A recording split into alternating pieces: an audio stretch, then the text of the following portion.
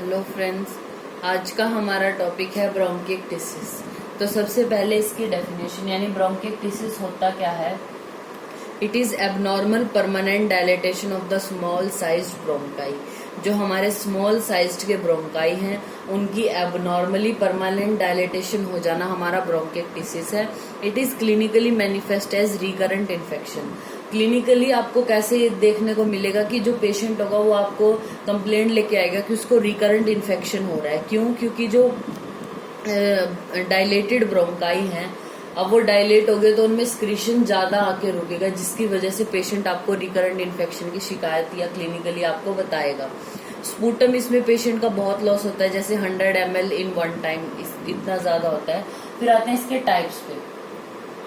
जो ब्रोंकिक्टिसिस होता है वो हमारा दो तरीके से हो सकता है। एक तो कंजेनाइटल,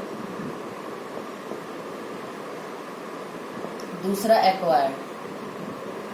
कंजेनाइटल मतलब बाय बर्थ है ब्रोंकिक्टिसिस, तो इसके कॉजेज क्या हो सकते हैं? जेनेटिकली सिलियर डिसफंक्शन या सिस्टिक फाइब्रोसिस हो सकता है। सिलियरी डिसफंक्शन भी प्राइमरी हो सकता है या कार्टाजिनर सिंड्रोम की वजह से। कार्टाजिनर सिंड्रोम क्या होता है? अब ब्रोंकिक्टिसिस मिलती है, उसमें पेशेंट को साइनोसाइटिस मिलता है और साइटस इनवर्सस, मतलब जो राइट साइड के ऑर्गन है वो लेफ्ट साइड में होंगे, लेफ्ट साइड के ऑर्गन राइट साइड में होंगे, तो वो सिलियरी डिसफंक्शन में आता है। और दूसरा कारण क्या बताया कंजेनाइटल में? सिस्टिक फाइब्रोसिस की वजह से। एक्वायर्ड जो है यानी बर्थ के बाद अगर ब्रोंकिक्टिसिस किसी पेशेंट को होता है तो वो किन कारणों की वजह से हो सकता है? Pneumonia, pulmonary TB, lung abscess या फॉरेन बॉडी ऑब्स्ट्रक्शन की वजह से। फिर आते हैं इसके क्लिनिकल फीचर्स क्या देखने को मिलेंगे आपको।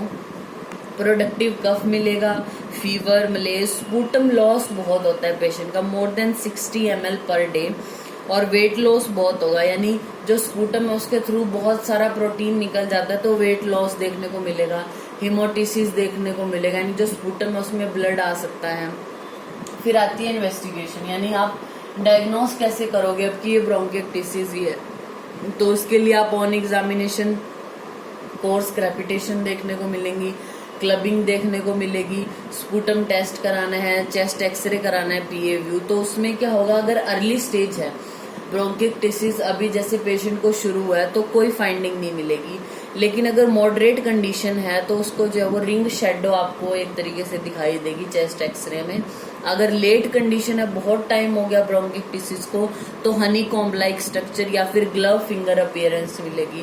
बाकी डायग्नोज करने के लिए इसको हम सीटी स्कैन करा सकते हैं, थोरेक्स का ईसीजी या ब्रोंकोग्राफी करा सकते हैं। फिर आता है ट्रीटमेंट।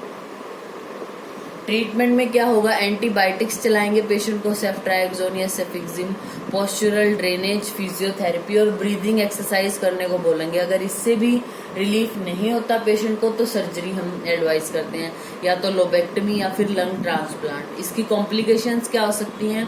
कोर परमोनेल और लंग एब्सेस हो सकती है ब्रोंकिक्टिसिस की कॉम्प्लिकेशन। तो ये हमारा टॉपिक हो गया ब्रोंकिक्टिसिस। Thank you.